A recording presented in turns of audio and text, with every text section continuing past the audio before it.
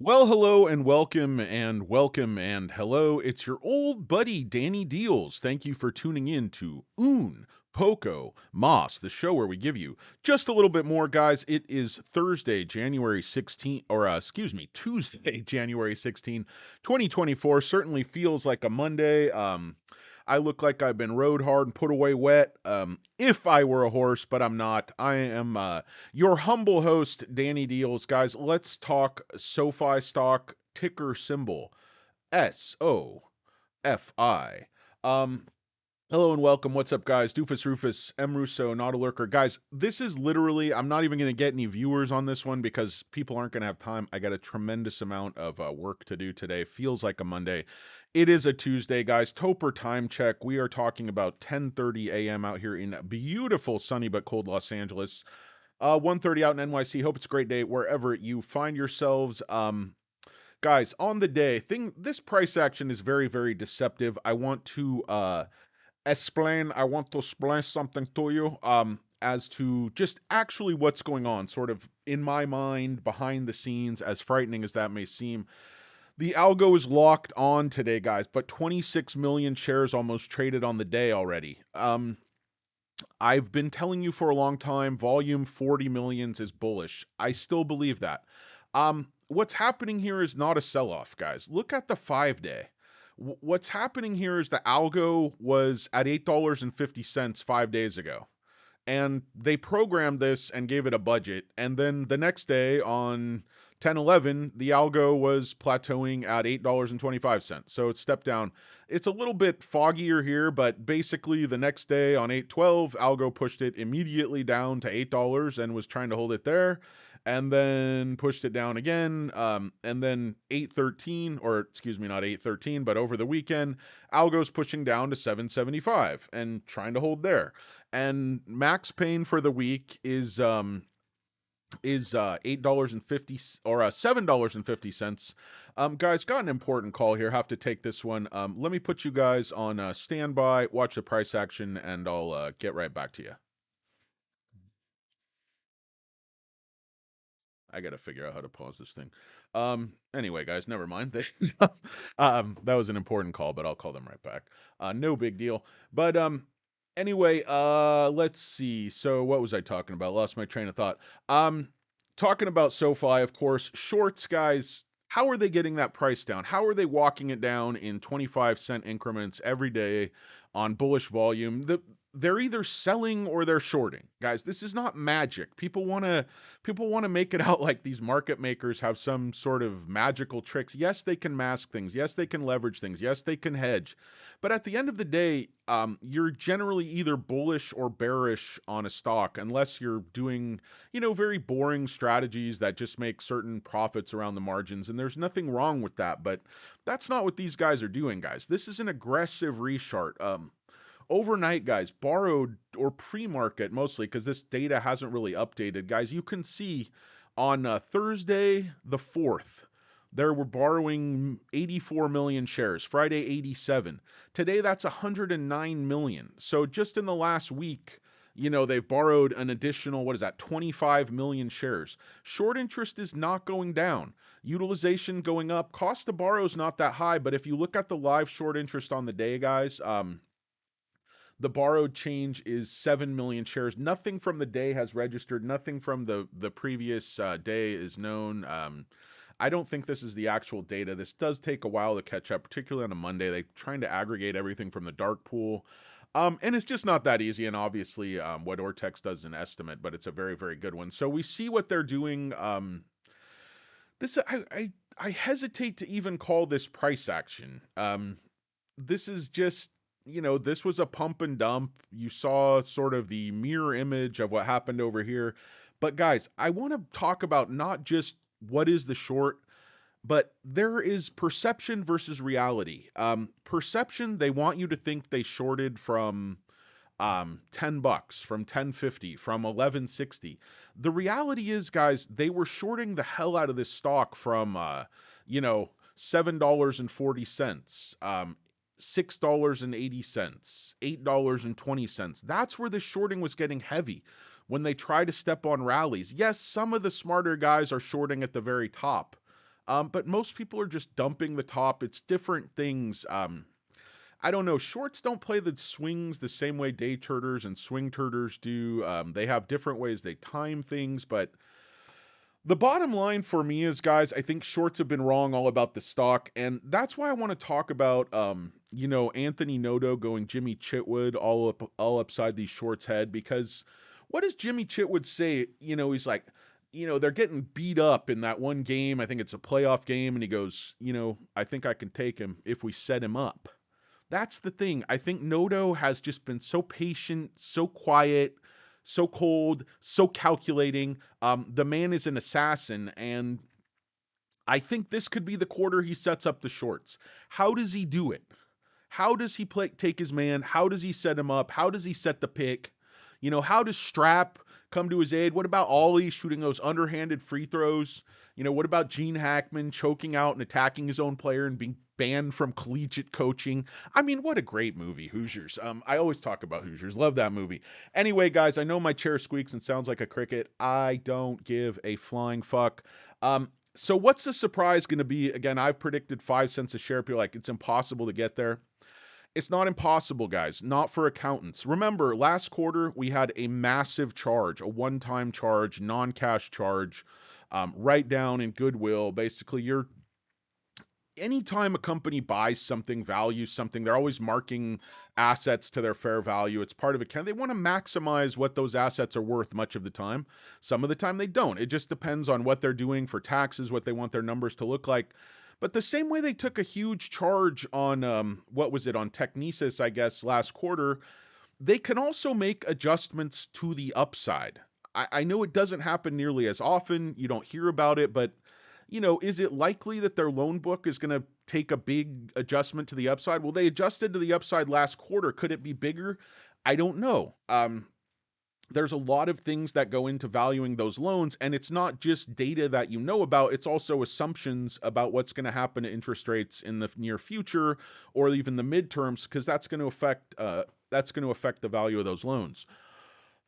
God, I'm out of breath. Hey guys, I got to get off this live stream, but I just want to talk about, if there is a surprise, a huge surprise to the upside due to some kind of an accounting adjustment, some type of asset that didn't get charged down, written off, that was actually written up, adjusted up.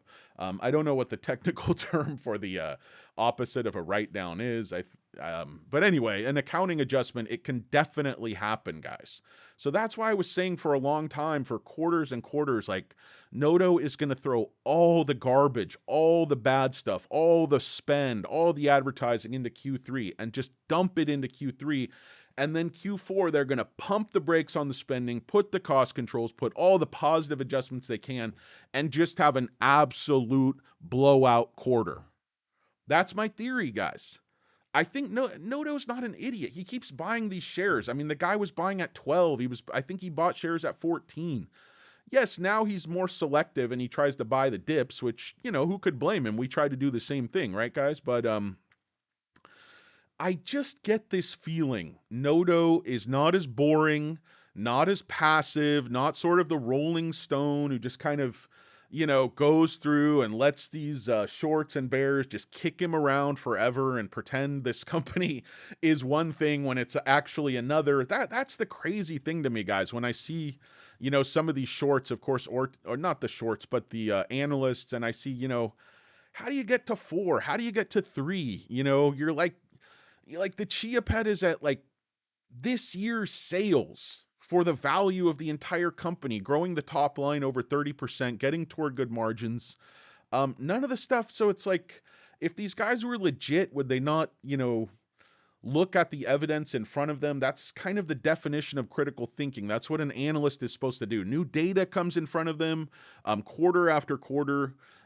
These other guys adjust their opinions, but the guys that, in my opinion, are sort of, short attack bear tools who kind of time what they do to, pre-plan market attacks or vice versa. I'm not saying there's any active coordination. I'm not saying there's any illegalities. I'm not saying there's anything that should be investigated by federal authorities in terms of how they tee up these attacks on the stock to coincide with, announcements they may or may not know are coming from analysts. But it certainly seems like sometimes these things are locked, loaded, and chambered, and absolutely ready to go in advance. Anyway, that it's just my opinion. I'm not a, I'm not an investigator. I'm not a, securities attorney. So it's very hard to say. I know all this stuff at the end of the day is legal, and these people can say whatever they want.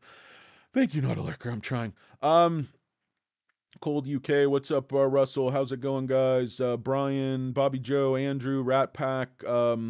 What's going on? Yeah, I don't know. Yeah, come on whenever they want me on SoFi Weekly. Really love the show. Also enjoy just cooking some dinner with Princess J and watching the show. So, um, what's going on? Said you would explain the shorting. Yeah, I mean, I'm trying to explain the shorting. It's just it doesn't make a lot of sense to me. If they're making, I think they're gonna flip here, guys. I mean, the options though are crazy. Max Payne, guys, is 750. And so as I said, they've been pushing. Everything has been heading toward this 19th. I don't know why there's so much open interest. The volume is not that insane, but look at this open interest, like $5 calls, 60,000. Obviously, a lot of this stuff's old. 750, 53,000 contracts open interest, 850, 20, $9.42, $10, 63,000 open interest, 1250. I mean, this again, all this stuff is like closed out, a lot of it, but the volume was just insane. And then on the put side, I mean, you had 90,000 contract open interest at 5, 65,000 at 6, 750. There's a lot of actual volume there on these 750 puts. Obviously, they're not printing right now, but they're pushing down for those to print. So, guys, this is really an options battle here, and it's an algo stepping the stock down in 25-cent increments, and it's just sort of on autopilot, like there's no ER with the company's first historic gap net profit coming. They're just behaving like this ER is not coming. That's what's sort of, what I find shocking and why they think they have to flip. And again, 8 trading days is forever on this stock. 2 or 3 trading days, they can move the stock an absolute ton. So just don't think the action's over and it's like, okay, they're going to go in.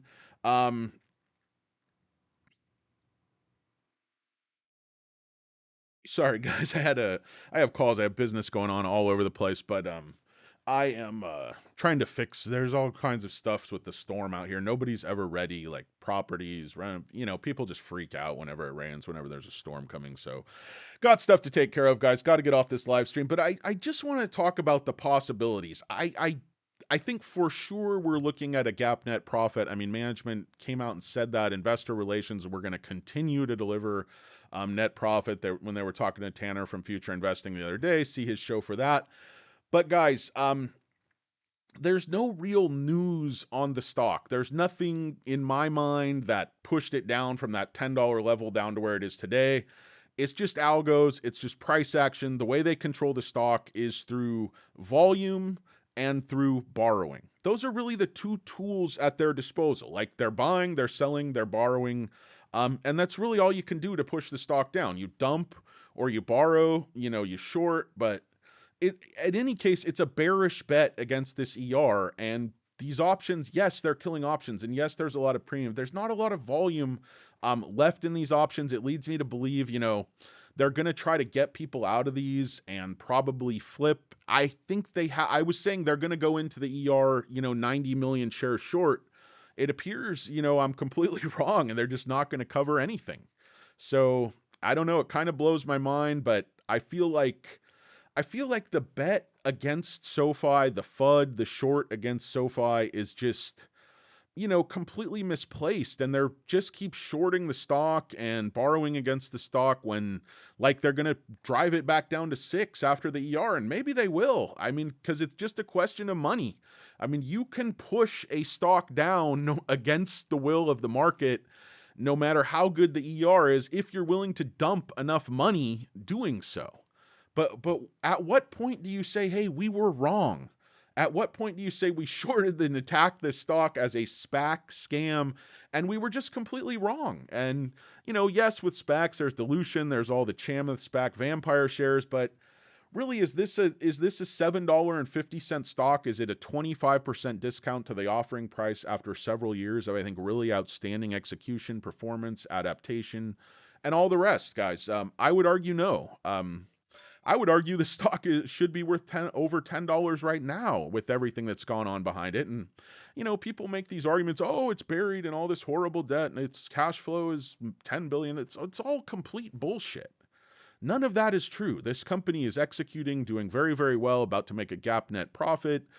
Their cash position is very solid. Their credit position is very solid. So, I don't know, guys. The price action is what it is. I can't pretend it isn't, but I'm just adding more leaps down here. I'm nibbling. I put too much money into the stock in the low eights when I was buying 7,000 shares a week or two ago, but I'm very happy with my position. I'm up on the stock, and I'm really looking forward to seeing the earnings report. Not a lurker, Beach Boy, thanks. Columbia, Russell, Kareem, all the rest of you are here. JRP, C-Bar, Thomas, Ukeko. Really appreciate you guys. Doofus, Rufus, Rat Pack, thanks a lot. Kareem, anybody I missed, Bobby Joe in the house, Andrew, Alberto, Bertie Aviles, Brian, Doofus, Rufus, M. Russo, 215. Guys, thank you so much. I might talk to you again a little bit later on in the trading day. Now I have to get a little work done. It's Poco, Moss. For Hurricane Lopez and Stock Karen, it's Danny Deals. Peace!